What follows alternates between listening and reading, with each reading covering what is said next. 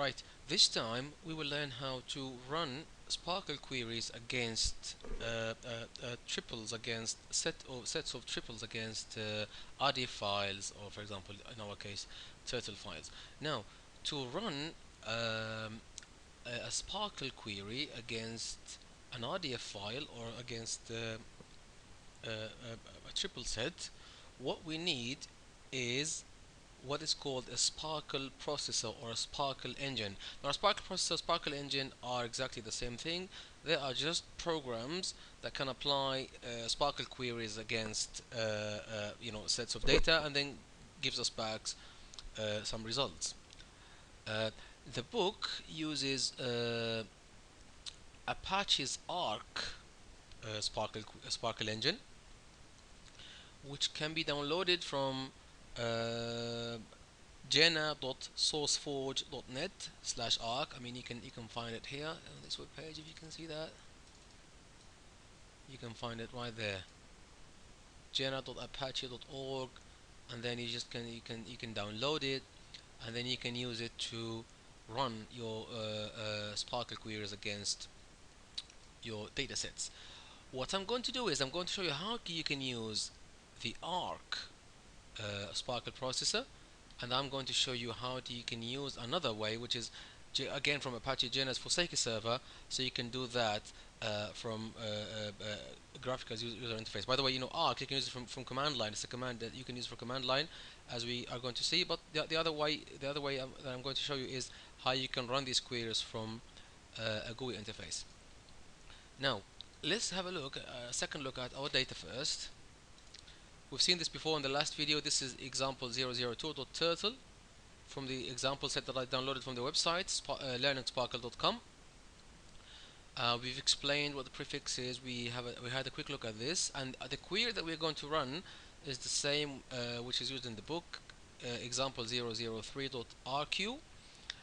Remember, this is a comment, so this line will be ignored by the SPARQL query engine, by the SPARQL processor, and then we have the same prefix, so we are pointing at the same sort of place. And we said before, this can be pointing towards a web page, or there can be nothing, but the main purpose of this is, apart from the shortcut and using the prefix to save space here, it's actually, and make it more readable, this is just to tell us what or who Craig is. So here we expect to have some definitions about these two, about our subject and our predicate.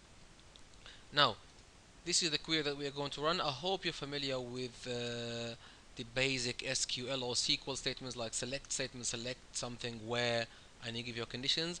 If you're not, I have my own MySQL tutorial, which is very useful, I believe. You can have a look at the videos where I explain the select statement in more detail. Anyway, the first way I'm going to show you is how to run this query against this dataset using Apache's ARQ query engine. Now, I've downloaded Apache's ARQ SPARQL processor, and I believe I placed it there. Yeah, so I have that's the path to it. I have a folder directory called binaries, and it's actually there, Apache Jena /bin/arc. And the format to run this, or the way to run it, is we need to give it our data files, which are minus data.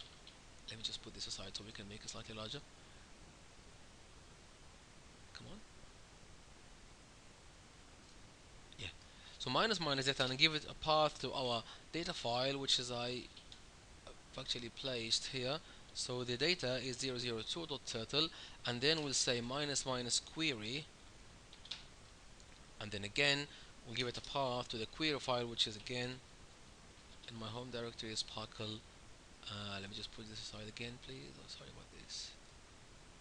And then SPARQL, and then it's actually example 003.RQ. Now, when I run this, if you just have a quick look at the query, what's trying to do is trying to get us back Craig's email. Yes, Craig's email address. So Craig has a property called email. We want the value value of that property. Select Craig email. For SPARQL, variable names always start with a question mark. And then we learned about RDF and turtle in the last video, it's a common practice to have a dot or a period at the end of a query. Anyway, let's run it and see what happens. We expect to have Craig's email. We run that and we get back, actually, if you notice here, that Craig has actually 2 emails. Yes, that is the first method. The second method is using Apache Genesis server, and I'm going to explain that in my next video.